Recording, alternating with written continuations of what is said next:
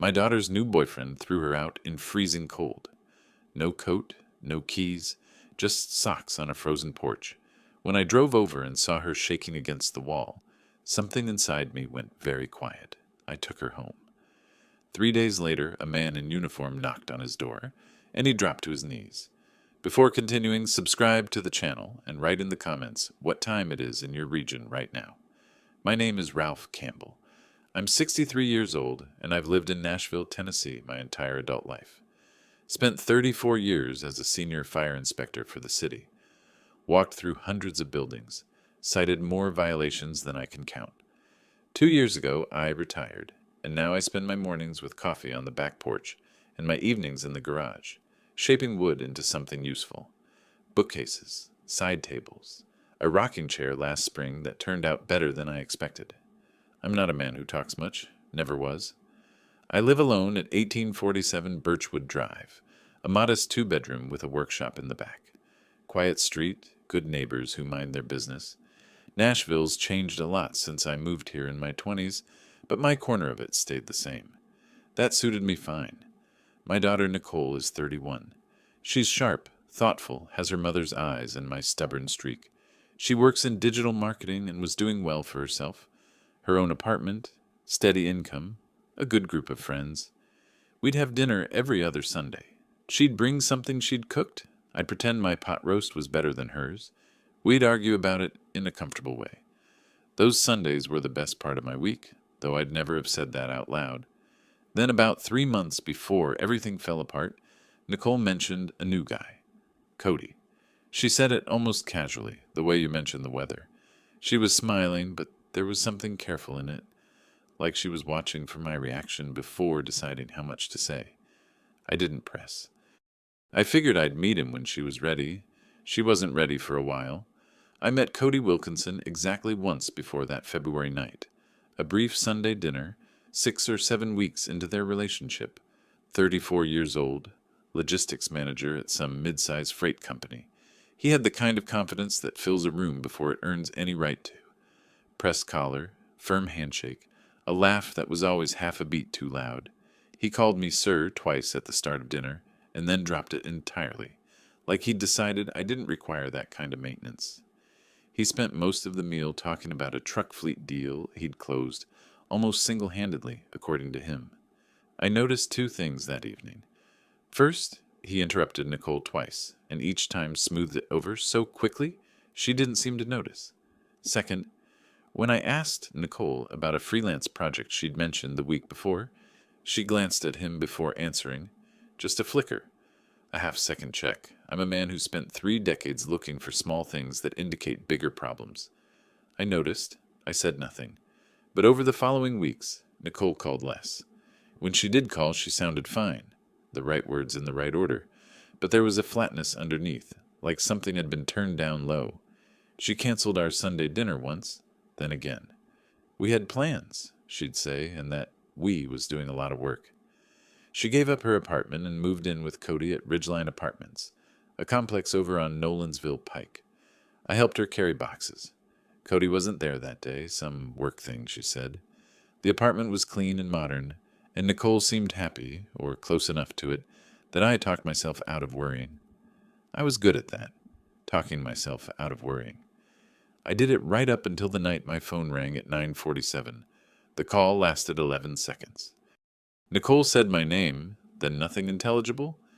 Just a sound that wasn't quite crying, wasn't quite speaking, was something in between. Then the address, then silence.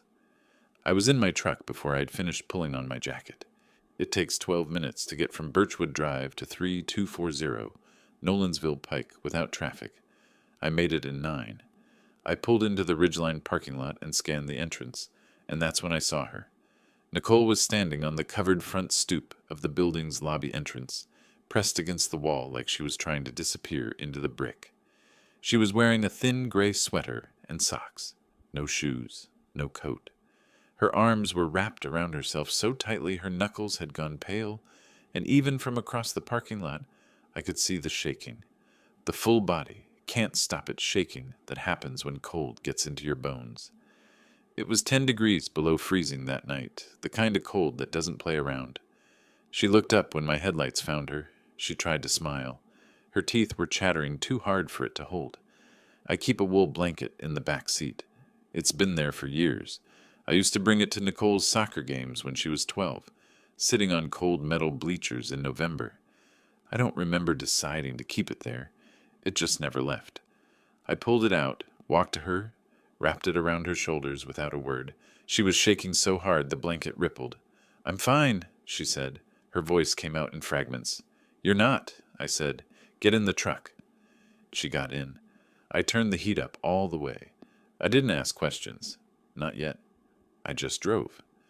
Back at my house, I made her sit in front of the kitchen radiator with both hands around a mug of hot tea. She'd stopped shaking after 20 minutes, but her face had that hollowed-out look I didn't like. I sat across from her and I waited. She'd talk when she was ready. Eventually she did. Not much, just the shape of it. An argument. Cody had taken her car keys and locked her things in the second bedroom. He'd taken her apartment key off her keyring while she wasn't looking, and then he'd opened the front door and told her to go back to her daddy's. On Valentine's Day. I kept my expression neutral. I've had a lot of practice with that. But underneath the neutral, something was going very quiet and very focused. The way I used to get standing outside a building I already knew was wrong before I stepped through the door. Nicole was warming up, and I was already at the kitchen table with my laptop open. "How long has he been living there?" I asked her quietly. She looked up from her tea. "What?" "At Ridgeline. How long has Cody had that apartment?" She blinked. "About 14 months, I think. Why?"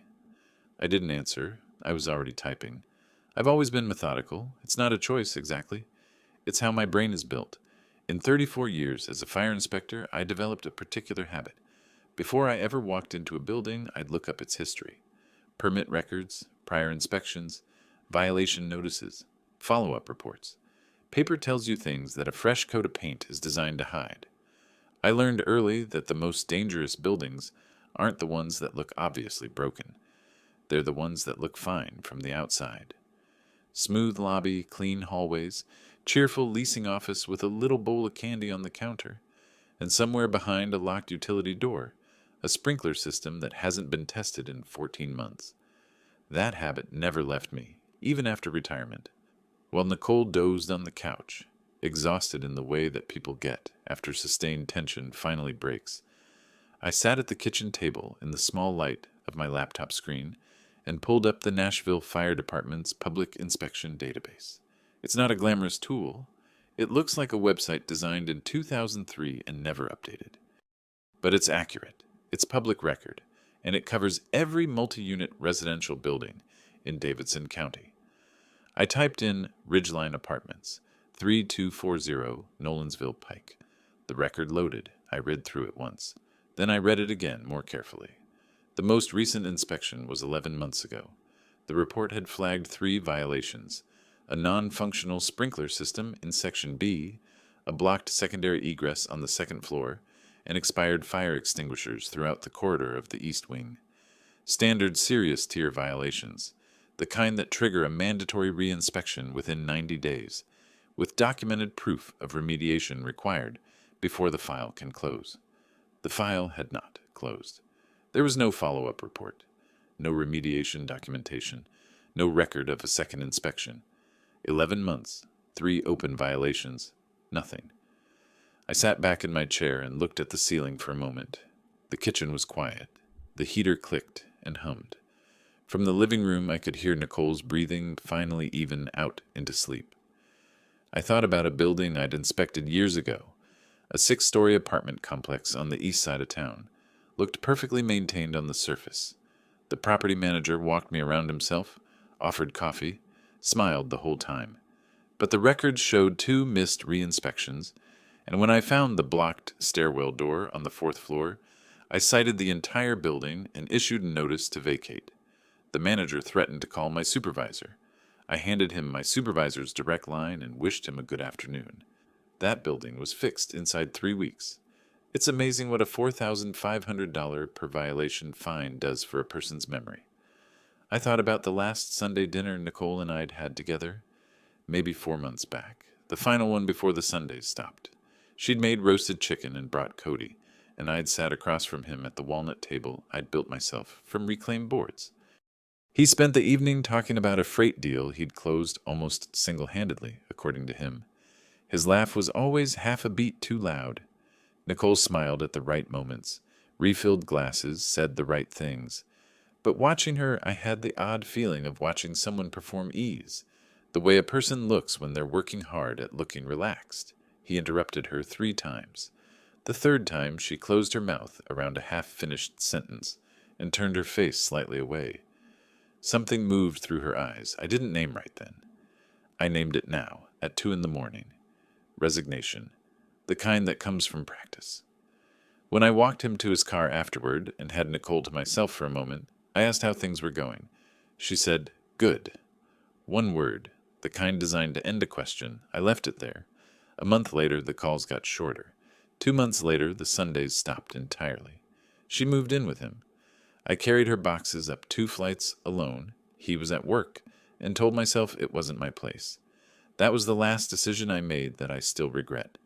I thought about Cody Wilkinson, his pressed collar, the way Nicole had glanced at him before answering a question, as if she needed to check whether her answer was going to be acceptable first. I'd filed that away at the time and said nothing. That stops now.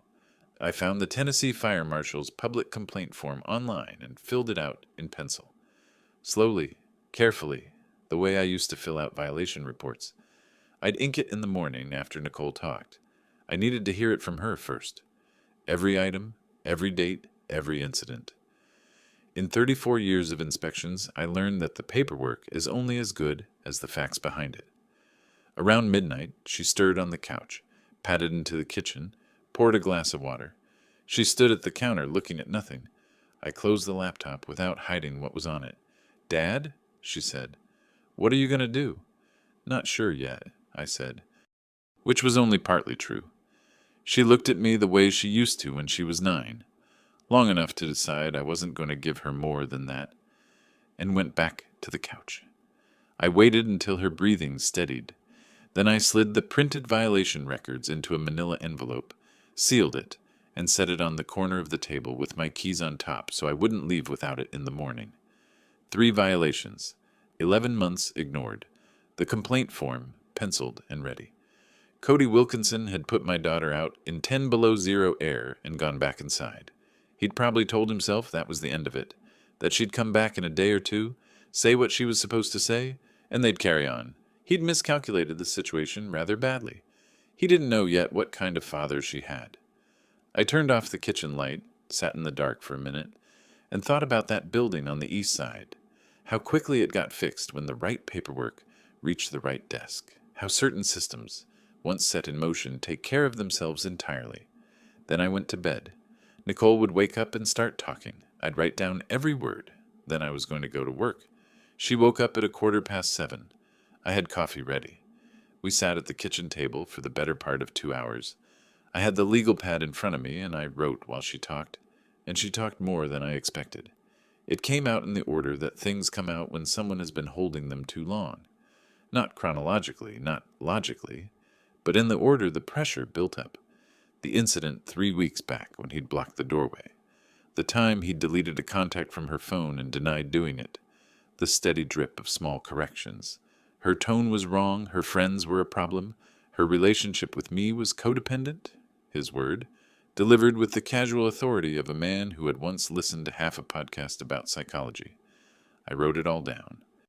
Dates where she could remember them, descriptions where she couldn't. I didn't editorialize, I just documented. By the time her mug was empty, I had 3 full pages. "Dad," she said, watching my pen move, "you're treating this like a case file." "That's exactly what it is," I said. She was quiet for a moment. Then, "He's going to call again today." "Probably. And I don't know what to say to him." I capped the pen and set it down. "You don't have to say anything to him today. Or tomorrow." "That's allowed." She looked at the table. "He'll say I'm being dramatic." "He will," I agreed. "He'll say that, and then a few other things. And then he'll switch to being very reasonable and understanding. Because that's what comes next. He's run this sequence before." She looked up at me. "I'm not guessing," I said. "I'm describing the pattern. You'll recognize it when it happens." She didn't answer, which meant she already did. After she'd gone to take a shower, I inked over the pencil on the complaint form. Carefully, block letters, the way I used to fill out official documentation. Fire safety complaint, Ridgeline Apartments, 3240, Nolensville Pike, Nashville, Tennessee 37211. 3 violations. Public record citations attached. Submitted by a concerned citizen with knowledge of fire safety code. I left out my name, which was my right under Tennessee's anonymous complaint provision for non-emergency code violations. I slid the form and the violation records back into the manila envelope and added one more printed page. The Tennessee Fire Code section citations corresponding to each violation with the relevant penalty ranges highlighted in yellow. I wasn't legally required to include that. I included it anyway. In my experience, when paperwork arrives with its own footnotes, people take it more seriously. Station 12 is on Nolensville Pike, about 4 miles south of Ridgeline. I drove over mid-morning, walked in through the administrative entrance, and asked for the duty captain.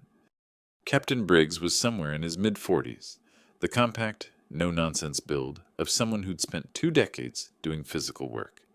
He looked at the envelope I set on his desk, then at me. "Ralph Campbell," I said, "retired senior inspector, Davidson County. I'm filing a citizen complaint on a property with 3 open serious tier violations, 11 months unaddressed, no remediation on record." He pulled out the papers. His expression didn't shift much, but I saw his jaw tighten at the sprinkler system notation. "Section B, non-functional," he said, not a question. 11 months. No follow-up inspection logged. He read in silence. Set it down. "We'll dispatch within 72 hours. "I know the procedure," I said. "I'm not here to push. Just making sure the file is complete." He gave me the measured look that career city employees develop, trying to figure out what I actually wanted. I gave him nothing to read. I'd filed the complaint. That was all. I drove home. Not yet noon. That afternoon, I called the Tennessee Bar Association's attorney referral line and asked for civil attorneys with experience in tenant rights and personal property recovery. They gave me 3 names. I crossed off the first one because his online reviews mentioned he was difficult to reach, which in a situation like this would cost me more than his hourly rate. I crossed off the third one because his website looked like it had been designed to impress other lawyers, not clients. I called the second. Adrian Parker, Civil Law, 333 Commerce Street, 5th floor. His receptionist answered on the second ring. I explained briefly what I needed, a consultation on civil recovery of personal property and possible harassment documentation, and she offered me a slot in 10 days. I took it, wrote it in my calendar with a box around it the way I always mark things I need to remember. That evening, Nicole's phone rang while we were eating dinner. She looked at the screen, looked at me. "I kept eating," she answered. I heard his voice, not the words, just the tone.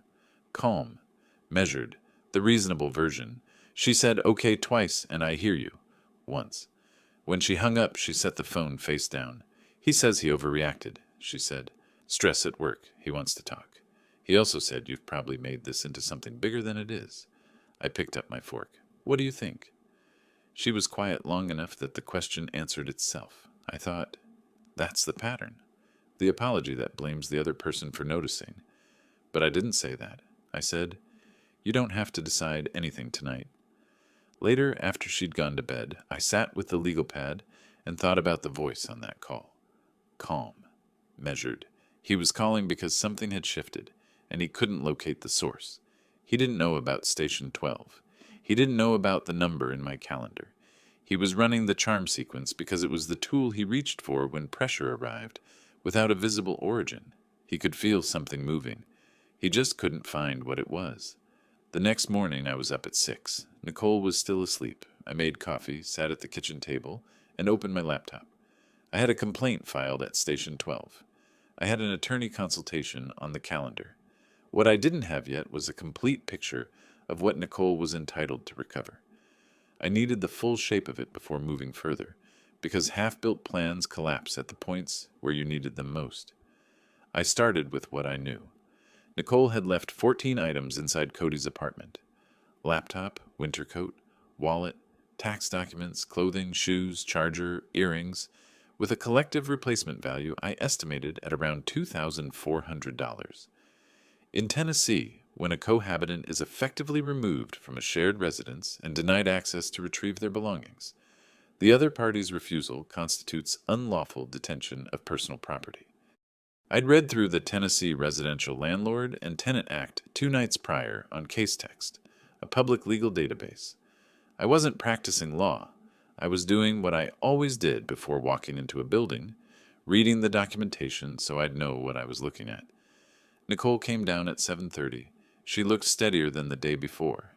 Not good exactly, but more solid. I need you to do something today, I told her. Write down everything in that apartment that belongs to you. Every item, with what you paid if you remember it, and the incidents from the past month. Any time he made you feel you couldn't leave or couldn't speak. Dates, if you have them. Approximate, if not. Why? Because a lawyer is going to ask. She didn't ask which lawyer. She just got up to find a pen. I spent that morning on the phone. I called my bank and moved some funds from savings into checking. $3,000, which I figured would cover Parker's consultation fee plus initial costs, with room left over. I called my insurance company to clarify whether homeowner's liability covered any situation arising from Nicole staying with me. It did. Nothing unusual there. Then I called Parker's office again and asked whether there was anything I should bring to the consultation. His receptionist said documentation of the property, any written communication, and a timeline of key events. I had all three. Around noon, Cody called Nicole again. This time the tone was different. I was in the garage running sandpaper along the oak table legs when Nicole appeared in the doorway, phone in hand. He wants to come over, she said, to talk. Says it's not fair to handle this over the phone. Tell him this isn't a good time. He won't just accept that. He'll call back. I know he will, I said. How many times he calls after you ask him not to? Write that down too. She looked at the phone, then back at me. Something settled in her face. She typed a text, set the phone on the workbench, and picked up the other piece of sandpaper. Can I help? She asked. You can sand the near leg. Grain direction only. Don't go across. We worked in silence for a while. He called twice more that afternoon. She didn't answer. I watched her not answer, which was its own kind of progress. By the time I drove to Parker's office the following morning, the appointment had been moved up. He'd had a cancellation.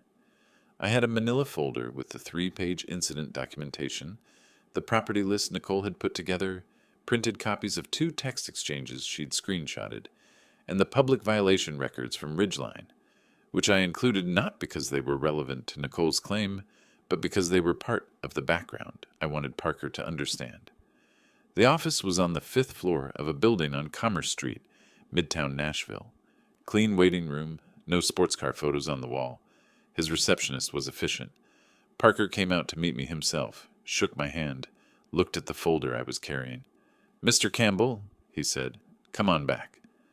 Adrian Parker was around 45, lean, with the kind of unhurried attention that good attorneys develop when they've learned to listen before they talk. He read through what I'd brought without interrupting. It took him about 12 minutes.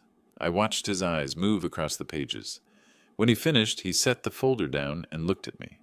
You've done solid prep work, he said. Not always the case.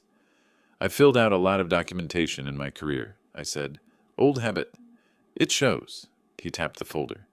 The property recovery is straightforward. Tennessee General Sessions Court, small claims track, you're looking at a filing fee around $90 and a hearing date within 4 to 6 weeks. The harassment documentation is thinner, but usable as supporting context. He paused. But what's interesting is this. He held up the Ridgeline violation records. This is separate from Nicole's situation? Entirely, I said. I filed a citizen complaint with Station 12 2 days ago. That's its own process. He looked at me for a moment the way people sometimes do when they're recalibrating. Then a corner of his mouth moved. Not quite a smile. More like an acknowledgement. Mr. Campbell, he said, you don't have one case here. You have at least 3 independent threads, each of which is legally valid on its own. The property claim, the harassment documentation, and the fire code complaint, which, while not your case directly, creates significant pressure on the landlord, who is very likely to redirect that pressure toward the tenant, causing the liability exposure. I already knew this, but I let him say it. "So," he said, folding his hands on the desk, "how would you like to proceed?" I looked at him steadily. "All three," I said, "in the right order." He picked up his pen. That was the moment I knew exactly how this was going to go. I drove home from Parker's office with the retainer agreement signed and a $1,500 check already delivered, the first real expenditure of this entire process, and the most deliberate. Parker had outlined the sequencing. File the General Sessions Court claim first. Establish Nicole's property rights on paper. Then use the harassment documentation as supporting context. The fire code complaint was already in motion independently and would generate its own consequences without any further involvement from me. 3 tracks, running parallel. I liked the geometry of it. Nicole was in the kitchen when I got back, laptop open, working. She'd started picking up freelance projects from home, digital marketing, her specialty, which was good. Forward motion. She looked up when I came in. "How did it go?" "Well," I said. "Parker knows what he's doing." She nodded, looked back at her screen. Then, Cody texted again. I set my jacket on the chair. "What did he say?" "That he wants to talk. That this has gone far enough. That you're interfering in something that isn't your business." She paused. "And that if you don't back off, he's going to sue you for intentional interference in a personal relationship." I thought about that for a moment. Intentional interference with personal relations is a civil tort in Tennessee. A real one, with actual case law. But it requires proof of a third party wrongfully inducing the breach of a contract or business relationship. It doesn't apply to a father filing a public safety complaint about a building. Cody either didn't know that or was betting Nicole didn't. Based on what I'd seen of his methods, he was betting on Nicole. "Did that worry you?" I asked her. She looked at me. "I don't know. Should it?" "No," I said, "but I understand why it would." I sat down across from her and explained briefly why the threat didn't hold legally.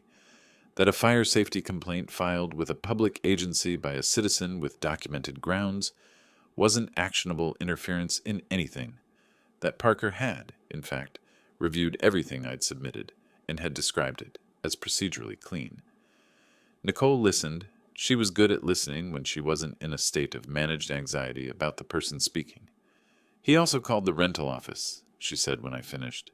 "A friend of mine who works near Ridgeline told me. He told them the complaint was filed out of spite by a family member." I considered that. It was a smart move, actually. Or at least it would have been if the complaint hadn't included the public record citations. The rental office couldn't dismiss a complaint backed by the fire department's own documented violations. Cody was trying to introduce noise into a channel that had already received a clean signal. "When did your friend tell you this?" I asked. "This morning." I nodded. I pulled out my phone and called Parker's office. His receptionist put me through directly. "He's making contact with the rental management company," I said when Parker answered, claiming the complaint was personal, not legitimate. "Does he have anything in writing from the landlord?" "Not that I know of." "Then it won't stick," Parker said. "The complaint stands on its own documentation, but I'd like to move the consultation up if possible. Can you come in the day after tomorrow?" "I can," I said. "Good. And Mr. Campbell? Document that he contacted the rental office. Date, time, source. That's the kind of pressure tactic that becomes relevant later." I wrote it down before I'd hung up the phone. That evening, Cody tried a different approach. Nicole's phone buzzed with a message from a mutual acquaintance, a woman named Tara, who Nicole had introduced to Cody at some point. The message, forwarded to me at Nicole's request, was 3 paragraphs of careful diplomacy that boiled down to, "Cody feels blindsided, he's under stress. Maybe everyone could agree to pause while things calm down." I handed the phone back to Nicole. "Tell Tara you appreciate her concern and that you'll be in touch." She typed that exactly, then set the phone down and went back to her laptop. I went to the garage and worked on the table for an hour. The legs were almost done, smooth, even grain, the kind of surface that only comes from patient work. I wasn't rushing anything. 2 days later, I was back in Parker's office. He had new information. Nash Prop LLC, the Ridgeline holding company, had received the fire department's preliminary notice that morning. 3 violations, 30 days to produce a remediation plan, or face fines of $4,500 per violation. $13,500 in total potential exposure. Companies like Nashprop don't sit on that, Parker said. They'll move fast, and when they review tenant history for liability sources, they'll find exactly what they need to find. He didn't elaborate. He didn't have to. I signed the retainer, $1,500 flat fee for the General Sessions Court filing and hearing representation. Parker estimated the hearing would be assigned within 4 to 6 weeks of filing. On the drive home, Nicole called. Parker's office needs my item list and incident documentation by Friday. I'll help you finalize it tonight. A pause. He texted from a different number today. Write it down, I said. Time, number, what it said. Already did. I drove home thinking about that. He'd moved from charm to threat to social intermediary to a new phone number all within a week. Every escalation told me something. He believed sustained pressure was the solution, and when one version didn't work, he applied more. He'd never had to learn that some things don't compress. They push back. He was about to learn it. 2 days after filing, Parker called to confirm the case had been accepted by the Davidson County General Sessions Court clerk. Nicole Campbell versus Cody Wilkinson. Property recovery and related damages. Filing fee, $89. Hearing date to be assigned within 30 days. I wrote that down and put it on the refrigerator. Nicole saw it that morning. She stood in front of it for a moment, then got her coffee and sat at the table without a word. People who have accepted a situation go quiet differently than people still arguing with it internally. This was the right kind of quiet. That same morning, I only learned this afterward, Inspector Marcus Fowler from the Nashville Fire Department arrived at Ridgeline Apartments. Fowler was a working inspector, not someone I knew personally. He'd joined the department several years after I retired. Nicole told me he drove a department-issued pickup, parked in the visitor lot at 10:23 in the morning, and walked to the main entrance with a tablet and an official inspection order. Standard procedure for a complaint-initiated unscheduled visit. Cody had apparently been on his way out. He was in the parking lot when Fowler arrived, dressed for work, keys in hand. He stopped when he saw the uniform in the truck. Nicole pieced this together from a text she received around noon from a third-floor neighbor she'd become friendly with during the month she'd lived there. According to this neighbor, Cody stood still in the parking lot for several seconds. Then he approached Fowler and asked what was going on. Fowler showed him the inspection order. Unscheduled follow-up, complaint initiated, 3 open violations on file. He had no particular interest in Cody. He was there about the building. Cody's face, according to the neighbor, went from his usual confidence straight through pale and landed somewhere close to gray. He called Nicole before Fowler had even entered the building. Nicole's phone lit up at 10:31. She was at my kitchen table. She looked at the screen, looked at me, and answered on speaker. Your father called the fire department on my building. His voice had shed all the careful modulation of the previous week. It had the tight, uneven quality of someone who had just realized the ground shifted and doesn't know how far. There's an inspector in the parking lot right now. Do you understand what that means? I could lose my apartment. Nicole was quiet. Nicole, are you listening? This is not a game. This is my home. Call him.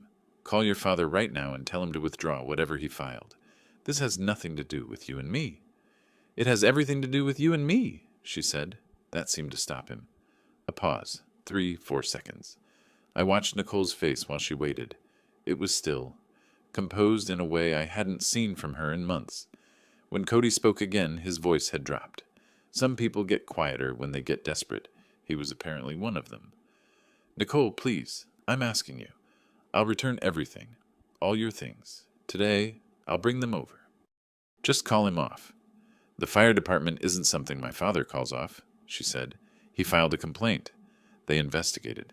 That's how it works. Another pause. Then, from what the neighbor described and what Nicole confirmed to me later, Cody did something that neither of us expected. He crossed the parking lot, lowered himself to one knee on the wet asphalt. February damp, Gray morning faller already inside the building, and said into the phone, loudly enough that the neighbor could hear through her cracked window, "I'm asking you, please, tell him to stop this." His voice cracked on the last word. I didn't hear this in real time. I was in my kitchen watching Nicole hold the phone and stare at the wall. Her expression didn't change. She didn't look gratified. She didn't look sad. She looked like someone who has finally seen a thing clearly and is deciding what to do with the clarity. "Come on," she said quietly into the phone. Then she ended the call. She set the phone face down on the table, wrapped both hands around her coffee mug, and looked out the window at the backyard. I let the silence run for about 30 seconds. "You okay?" I asked. "Yeah," she said. Not quick, not defensive. Just yes. I nodded and picked up my own coffee. That afternoon, Nicole's phone began receiving messages through a mutual acquaintance. The same relay channel as before, but now the tone had changed entirely. No more reasonable requests to pause. No more appeals to shared history. What arrived instead was a message informing Nicole that if the fire code complaint wasn't withdrawn, Cody intended to tell everyone in her professional network, her digital marketing contacts, her LinkedIn connections, that she'd fabricated the incident to manipulate her father into filing a false complaint against an innocent tenant. I read it when Nicole showed me her screen. "Can he do that?" she asked. "He can say whatever he wants," I said. "Whether it has consequences is a different question." I called Parker. He answered on the second ring. I read him the message verbatim. "Is that in writing?" "Screenshot. Came through a third party." "Excellent," Parker said. "That upgrades the harassment documentation from supporting context to a primary claim. Defamation threat, in writing. Explicit intent to damage professional reputation." A brief pause. "Tell Nicole to preserve everything." After I hung up, Nicole looked at me. "What did he say?" "He said Cody just handed us a third claim." She nodded, turned back to her laptop, and kept working. I went to the garage. The table legs were done. I ran my thumb along the grain, smooth, no catches, exactly right, and set them aside. Some things, once you get the foundation right, come together faster than you expect. I came home from the hardware store that evening, wood stain, 2 brushes, sandpaper in the finer grit I'd been putting off buying, and found Nicole standing in the guest room with her suitcase open on the bed. She wasn't packing frantically. She was folding things with the careful, deliberate movements of someone who has made a decision and is trying not to reconsider it. She didn't look up when I appeared in the doorway. She said, without turning around, "I'm going back." I stood in the doorway for a moment. I looked at the open suitcase. I looked at my daughter's hands, which were steady in the careful, controlled way that hands are steady when they're working against themselves. I didn't say, "Don't." I didn't say, "You can't." I didn't raise my voice because nothing about this called for raised voices. I went to the kitchen table, opened my laptop, and printed 3 documents. It took about 4 minutes. Then I came back to the doorway and set them on the dresser beside the suitcase. "I'm not asking you to hate him," I said. "I'm asking you to read this first." She looked at the papers. Didn't touch them. "Dad, read them," I said. "Then do whatever you decide." I went to the kitchen and made coffee. I heard her stop moving in the other room. The first document was a call log, a screenshot of Nicole's own phone screen that she had sent me without fully thinking through what it showed. Cody's number, 14 times over 48 hours, beginning the evening of the fire inspection. I'd printed it with the times visible: 8:14 p.m., 8:31, 9:07, 9:44, 10:02, 10:19. The last call was at 12:53 a.m. He'd started calling at dinner time and was still going past midnight. The second document was the message thread relayed through Tara, the mutual acquaintance who'd been cast as the reasonable neutral party. I'd screenshotted it on Nicole's phone the evening she'd shown it to me. Read straight through, without the filter of Cody's voice or the pressure of the moment, it had a different quality. It didn't read like a man trying to repair things. It read like a man trying to manage a situation. Each sentence calibrated, each appeal designed to produce a specific response. There was even a line about her letting outside influences damage something real. Outside influences, that's what I was to him, an outside influence on his management of my daughter. The third document was the hardest one to print, because I'd found it by accident. 2 days after the fire inspection, while reviewing Nicole's documented incident timeline, I'd noticed she'd mentioned a name I didn't recognize in one of her notes. A co-worker from Cody's logistics company, who had apparently reached out to her after hearing about the incident. Out of curiosity, I'd looked up Cody's professional profile on LinkedIn. Under his most recent update, posted the day after the fire inspection, he'd written a paragraph about the importance of clear boundaries in relationships, about outside interference from family members who can't accept that their children are adults, and about how control disguised as concern is still control. It had 19 reactions, 4 comments, all supportive. I'd printed it, time-stamped. I gave Nicole about 20 minutes. Then I came back to the doorway with 2 mugs and set one on the dresser beside the papers. She was sitting on the edge of the bed. The suitcase was still open. She was holding the third document, the LinkedIn post, and reading it with the concentrated stillness of someone who was putting something together that they'd had the pieces of for a while. She looked up at me. I waited. He posted this the day after the fire department showed up, she said. Yes. While he was calling me 14 times. That was the day before. She looked back at the page. Her expression was one I recognized from when she was young, the one she got when she was working something out and didn't want to be interrupted. I sat down in the chair by the window and drank my coffee and waited. It took a long time. She read through all 3 documents, set them on the dresser in a neat stack, and looked at the wall for a while. I didn't speak. I have found, in situations where someone is working through something real, that speaking too soon is the fastest way to interrupt the process. Finally, she looked at me. Her eyes were dry, which was its own kind of thing. She'd done the hard part somewhere in those pages, and come out the other side of it. What happens next? She said. Her voice was even, not fragile, not angry, just clear. The way a voice gets when the fear has been replaced by something more functional. I set my mug down. Parker files a formal civil claim with the General Sessions Court. The court schedules a hearing. Cody gets served with notice. He'll have the option to respond through an attorney or appear himself. And my things are part of the claim. Property recovery plus damages. Parker's putting the total at $3,200 before medical costs. She was quiet again. Then, medical costs? You saw a doctor 3 days after I brought you home, chest cold. You had a fever of 101. The visit was $340. I paused. I kept the receipt. She looked at me for a long moment. Something shifted in her face. Not quite a smile, more like recognition, like she was seeing, maybe for the first time clearly, the kind of father she'd had this whole time. Okay, she said. She looked at the open suitcase. Then she reached over and closed the lid. She didn't unpack it that night. But she didn't take it anywhere either. The lawsuit was formally filed the following week. Parker submitted the complaint to Davidson County General Sessions Court. Nicole Campbell versus Cody Wilkinson. Claim for personal property recovery, $2,400. And related damages, $800, for a total of $3,200. Filing fee came to $89. Parker told me the hearing would likely be scheduled within 4 to 6 weeks. That same day, Parker called to tell me this in the afternoon. The fire department issued its formal compliance notice to Nashprop LLC, the holding company that owned Ridgeline Apartments. 3 violations, 30 days to document remediation plans and begin repairs, or face fines of $4,500 per violation. $13,500 in total potential exposure, on top of the liability risk of a building with a documented, non-functional sprinkler system. I had not orchestrated that timing. It was simply how the systems ran once you set them in motion. The fire code process and the civil filing were completely separate tracks. They just happened to land on the same day. That afternoon, Parker called again. Nashprop's property manager contacted Cody Wilkinson directly this morning, he said.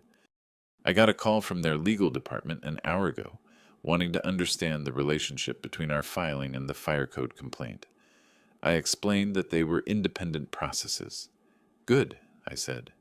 They're not going to renew his lease, Parker said. His current term ends at the end of next month. They've asked him to vacate by the 7th. 2 weeks early, and they're offering him $500 in moving compensation to expedite it.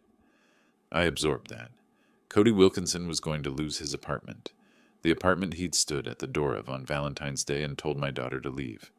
He was going to pack his things into a rented truck and drive away from Ridgeline and the lease he'd built his identity around, the modern apartment on Nolensville Pike that he'd used as a prop in the performance of being a successful man, would belong to someone else. I didn't feel satisfied exactly. I felt accurate, the way you feel when a measurement comes out right. 2 evenings later, Nicole came to find me in the kitchen, phone in hand. "He's outside," she said. I looked up from the legal pad where I'd been reviewing Parker's documentation checklist. "Outside where?" "Your house, on the sidewalk." I went to the front window and looked out. He was there, standing on the sidewalk on the far side of the street, facing the house.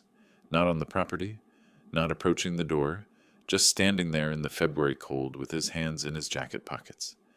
He'd been there long enough that his breath was visible. Small clouds, regular intervals. I watched him for about a minute. He didn't move. "Don't go out," I told Nicole.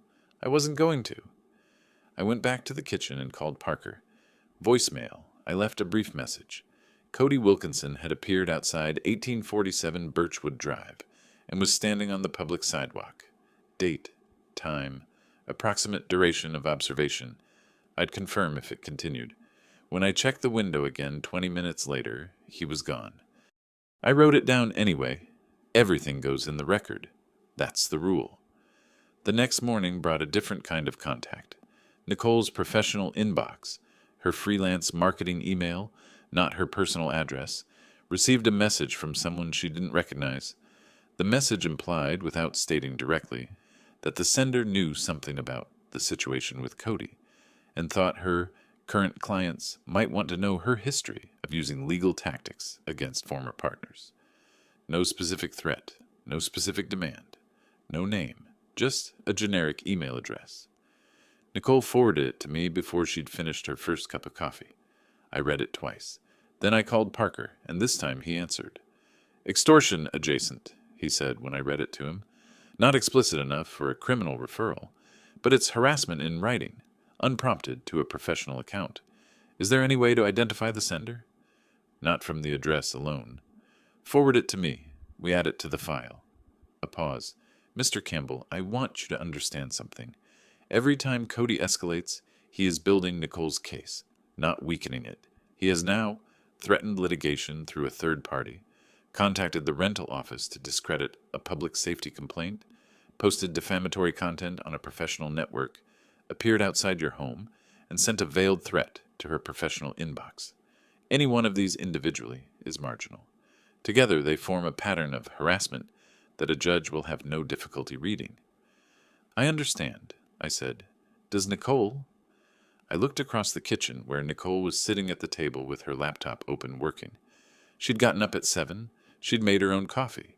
She'd answered 3 client emails before I'd come downstairs. "I think she's starting to," I said.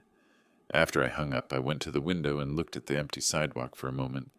The sun was up, pale February light on the street, nothing out there. Cody Wilkinson was running out of moves. I'd watched enough pressure situations to recognize the pattern. When a person has run through their standard toolkit and none of it has produced the result they wanted, they start improvising. Improvisation, in my experience, is where people make their most useful mistakes. I poured a second cup of coffee, sat down across from Nicole, and looked at the documentation checklist. Everything was in order. The hearing date would come, and when it did, there would be nothing left to improvise around. He called on a Tuesday, about a week and a half after the lawsuit was filed. I didn't recognize the number at first. It wasn't the one he'd been using through intermediaries, and it wasn't the newer number Nicole had flagged from the week before. It was a third one, which told me something. Either he'd run out of options, or he believed that a clean number would produce a cleaner conversation. Like the previous calls hadn't failed because of what he said, only because I knew who was calling. That's the thinking of someone who has spent years treating people as variables he could adjust. I let it ring twice, then answered. "Mr. Campbell?" His voice was level, businesslike, the tone he probably used when he needed to close something at work without the other party realizing the terms were already written. "This is Cody." "I know," I said. A brief pause. He hadn't expected that. I let it sit. "I'd like to resolve this," he said. "Without a court appearance. I think we can come to an agreement that works for everyone." "What are you proposing?" I returned Nicole's belongings. All of them personally, whatever she lists. I commit in writing to no further contact. And you withdraw the lawsuit. He paused again, adding weight to what came next. "That's a fair outcome. She gets her things back. It costs nobody anything. Everyone moves forward." I counted to 10, silently. Not because I needed to think, I'd already thought, but because silence in these conversations tends to make the other person fill it, and what they fill it with is usually informative. He filled it with, "I know you're angry. I understand that. But this has gotten bigger than it needs to be." I said, "Cody, you put my daughter outside in 10-degree weather on Valentine's Day. You took her coat. You took her keys. You called her 14 times in 2 days after she asked you to stop. You threatened her professional reputation in writing through a third party." I paused. "She'll get her belongings back through the court. Good evening." I hung up and called Parker, left him a voicemail. Time, number, the offer made, my response. Everything goes in the record. That evening I told Nicole about the call, not the details, just that Cody had reached out to propose a settlement, and that I'd declined. She was at the kitchen table with her laptop open, working on a client proposal. She listened, nodded once, and went back to typing. I watched her for a moment. She looked more like herself than she had in months, steadier in her posture, less watchful around the eyes.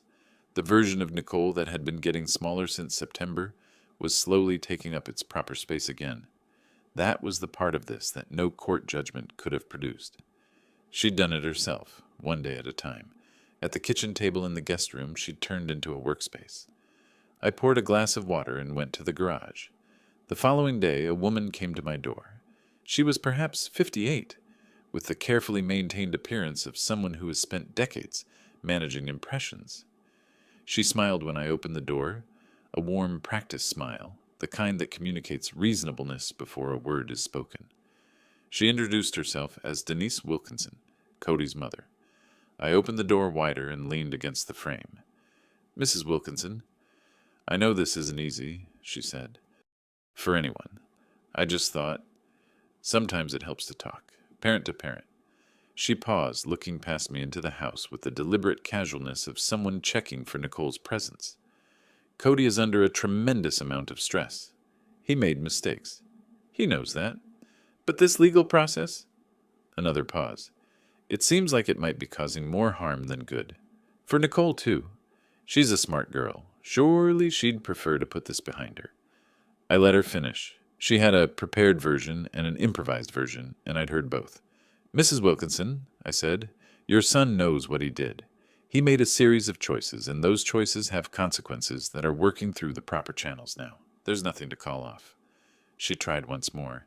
"Surely there's room for—" "The court will hear the case," I said. "That's where it belongs. I hope you have a good evening." I closed the door. Quietly, the way you close a door when you want to be clear without being anything else. I went back to the kitchen and wrote it down. Date, time, name, what was said. Everything goes in the record. My phone rang an hour later. "Parker." "Ralph," he said. "The judge has assigned a hearing date, 12 days from now." "Did Cody retain an attorney?" A brief pause. "No. As of filing, he's listed as self-represented." I set the phone on the counter. A man who had spent 3 months controlling every variable in Nicole's life, her friends, her schedule, her access to her own front door key, was going to walk into a courtroom alone, without counsel, to face a documented civil claim, a call log, a medical receipt, and a written defamation threat, all presented by an attorney who had read every page twice. I felt the particular calm that comes when the preparation is complete, and the only thing remaining is to show up. I went to the garage. The side table was finished, stain applied, legs dry. I picked up the notepad where I'd been sketching bookshelf dimensions and studied the numbers for a while. I'd need to know the width before I could order the lumber. I'd ask Nicole when the time was right. The time was almost right. The hearing was on a Thursday morning. Parker and I arrived at the Davidson County General Sessions Courthouse on James Robertson Parkway at 8:45. The building is unremarkable, government beige, the kind of architecture that communicates function over everything else. We sat in the waiting area outside the assigned courtroom. Parker reviewed his folder. I looked at the door. Cody arrived at 9:02. He was alone. No attorney, no support. He was dressed in the pressed collar style I recognized from the one dinner we'd shared, the version of himself he curated for people he wanted to impress. But the effect wasn't working the same way it used to. He looked like someone wearing clothes that had been fitted for a slightly more confident person. He saw us, stopped for a half second, then walked to the other side of the waiting area and sat down without making eye contact. Nicole was not in the courtroom. Parker had advised her to stay home. Her documentation was in the file. Her presence wasn't required and wasn't something I wanted her to have to manage. The courtroom was small and clean, with fluorescent lighting and wooden benches that had absorbed decades of waiting. The judge, a woman in her late 50s, reading glasses on a chain, the manner of someone who has heard every version of every story, came in at 9:15 and called the case. Parker presented in sequence. He was methodical and efficient, which I appreciated. First, the property inventory, 14 items, estimated replacement value $2,400, with receipts for the laptop and the winter coat. Second, the incident documentation, the call log, the 2 text message exchanges through third parties, the email sent to Nicole's professional account. Third, the medical receipt, $340, dated 3 days after the night of Valentine's Day, documenting treatment for bronchitis and a recorded fever of 101.2 degrees Fahrenheit, with the attending physician's note linking the illness to cold exposure. Parker did not dramatize. He simply put the documents in front of the judge, one at a time, and explained what each one was. Cody spoke twice during the proceedings. The first time was when the judge asked him to respond to the property claim. He said he'd intended to return the items and that the situation had been complicated. The judge asked whether he'd made any written attempt to arrange return of the items following the incident. He said he had tried to contact Nicole. She looked at the call log Parker had already submitted and said nothing further. The second time Cody spoke was near the end. He said, "I think this whole thing has been blown out of proportion by her family." The judge looked at him over her glasses for a moment. Then she looked back at the documentation in front of her. She ruled in Nicole's favor. Property recovery, $2,400. Damages for documented harassment, $800. Medical costs, $340. Total judgment, $3,540. Payable within 14 days. Cody sat very still when the number was read. His jaw was set, and he was looking at a fixed point somewhere above and to the left of the judge's bench. I watched his face from across the room. He didn't look like a man who had just lost a legal dispute. He looked like a man who had just understood, for perhaps the first time, that there were situations his charm couldn't revise, and his pressure couldn't reroute. The expression had the quality of something recalibrating. Not grief exactly, not rage, but the specific blank stillness of a person encountering a wall they didn't see coming. I didn't smile, but I noted it. Outside the courthouse, Parker shook my hand on the steps. "Clean outcome," he said. "Well-prepared case." "You did the work," I said. "You gave me something worth working with." 2 days later, I drove past Ridgeline Apartments on an unrelated errand. I wasn't looking for anything in particular. I just happened to be on Nolansville Pike. But I slowed as I passed the entrance, and I saw a rented moving truck parked in the lot. A man loading boxes from a cart into the back. Pressed collar, even now. I kept driving. 4 days after the hearing, Parker called to confirm.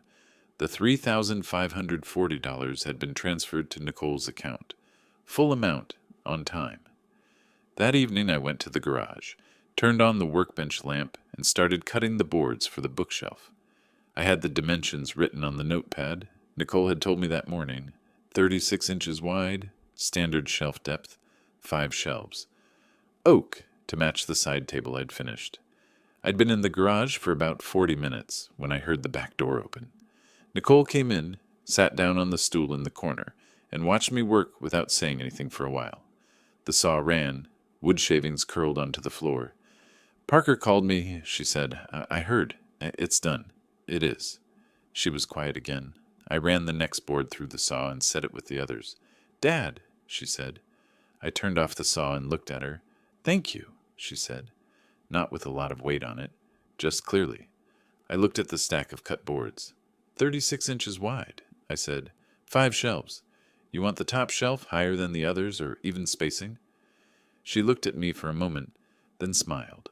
A small, real one, the kind she hadn't offered much in the past few months. "Even spacing," she said. I turned the saw back on. There's a kind of strength that doesn't announce itself.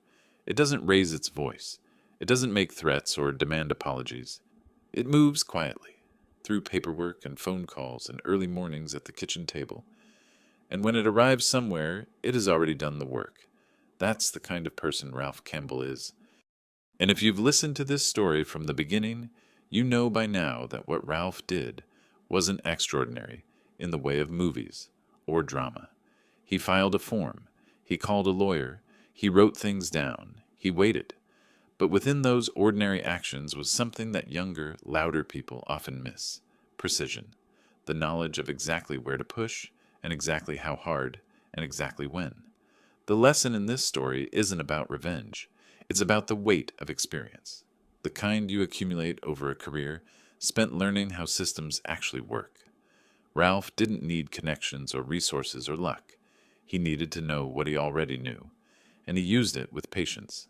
If you are over 50 and you're navigating a situation where someone younger, more aggressive, or more socially connected seems to be winning, hear this: documentation is your most reliable tool. A written record, dated and complete, is something no amount of charm or pressure can argue with in a room that matters. Start keeping one. Write down what happened, when, and who was present. Save screenshots. Keep receipts. It takes 10 minutes and it changes everything. And if you have someone in your life who is in a relationship that's changed them, made them quieter, more careful, less like themselves, you don't have to confront it loudly. Sometimes the most powerful thing you can do is sit across the table, put the facts in front of them, and say, "I'm not asking you to feel a certain way. I'm asking you to read this." That's enough. Often that's everything. To everyone listening who is in something difficult right now, whether it's a family situation, a legal matter, or something quieter and harder to name, you are not alone in it. People find their way through these things every day, without shouting, without drama, one careful step at a time. If this story meant something to you, share it with someone who might need to hear it. Leave a comment. We read them, and they matter more than you might think. And subscribe so you don't miss the next story, which is already waiting for you. Thank you for being here. We'll see you in the next one.